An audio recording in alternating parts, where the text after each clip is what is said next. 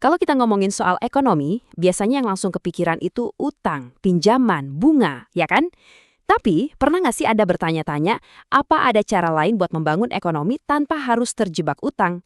Nah, kali ini kita bakal kupas tuntas sebuah sistem keuangan alternatif. Sebuah sistem yang dirancang justru untuk menghindari jerat utang yang seringkali, jujur aja, bikin pembangunan jadi macet. Oke, langsung aja kita bedah ya. Apa sih sebetulnya masalah utama dari utang? Karena ini tuh bukan cuma soal angka-angka di laporan keuangan loh. Ini adalah beban yang sangat nyata, terutama bagi banyak negara berkembang. Wah, 213%. Angka ini nunjukin rasio utang luar negeri terhadap pendapatan nasional bruto di negara seperti Mauritania. Biar gampang, coba bayangin gini deh. Utang mereka itu lebih dari 2 kali lipat dari semua uang yang dihasilkan seluruh negeri dalam setahun. Kebayang nggak sih seberat apa beban yang harus mereka pikul? Luar biasa. Nah, lihat angka ini, 69%. Di Aljazeera, segini banyaknya pendapatan ekspor mereka habis cuma buat nyicil utang. Artinya, dari tiap $100 yang mereka dapat dari jualan ke luar negeri, $69-nya langsung hilang buat bayar utang. Uang yang harusnya bisa dipakai buat bangun sekolah, rumah sakit, atau perbaiki jalan. Ini bukti nyata gimana utang bisa jadi rem buat pembangunan. Kutipan dari materi sumber kita ini ngasih perspektif yang menarik. Jadi masalahnya itu bukan sekedar utang biasa, tapi lebih kayak sebuah perangkap sistemik. Dan menurut pandangan ini, akar dari segala masalahnya adalah satu konsep kunci, bunga, atau yang dalam sistem ini dikenal sebagai riba. Oke, jadi kalau utang berbasis bunga ini dianggap masalahnya, lantas apa dong alternatifnya? Nah, disinilah kita masuk ke sebuah filosofi yang sama sekali berbeda. Sistem ini dibangun di atas fondasi prinsip yang, beda banget dari yang biasa kita kenal. Inti dari semua ini adalah larangan terhadap riba. Aturan inilah yang secara fundamental mengubah hubungan antara uang dan kegiatan ekonomi. Jadi, dalam sistem ini, uang itu bukan komoditas. Uang nggak bisa dijual untuk dapat untung. Uang itu murni alat untuk memfasilitasi perdagangan dan investasi pada aset-aset yang real dan produktif. Nah, coba lihat perbandingan ini. Jelas banget bedanya kan?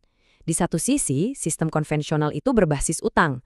Hubungannya ya pemberi pinjaman dan peminjam. Selesai. Di sisi lain, keuangan syariah itu basisnya aset dan berbagi risiko. Ini yang keren. Si pemberi dana itu bukan lagi cuma tukang tagih, tapi jadi mitra dalam proyek. Untung sama-sama, rugi pun ditanggung bareng-bareng. Mindsetnya beda total. Dalam model ini, peran negara itu nggak bisa pasif. Negara nggak bisa cuma jadi wasit yang nonton dari pinggir lapangan. Justru negara harus proaktif, harus turun tangan, menciptakan lingkungan ekonomi yang etis dan mendukung. Tanggung jawabnya luas banget loh, dari mastiin kebutuhan dasar semua warga terpenuhi, sampai investasi langsung ke infrastruktur publik. Dan jangan salah, ide-ide ini tuh bukan hal baru kemarin sore. Filosofi ini akarnya dalam banget loh. Kita bisa telusuri jejaknya kembali ke masa lalu, ke sistem perbendaharaan negara Islam awal yang dikenal dengan nama Baitul Mal. Coba kita lihat perjalanannya, gimana struktur keuangan negara ini berkembang seiring waktu. Menarik banget untuk melihat gimana instrumen-instrumen kunci seperti zakat, lalu wakaf, dan jizyah itu diperkenalkan pada momen-momen sejarah yang spesifik untuk membangun fondasi keuangan negara yang kokoh. Nah, inilah pilar-pilar utama kas negara pada masa itu. Masing-masing, mulai dari zakat, jizyah, kharaj, sampai ganima, punya tujuan dan sumber yang spesifik.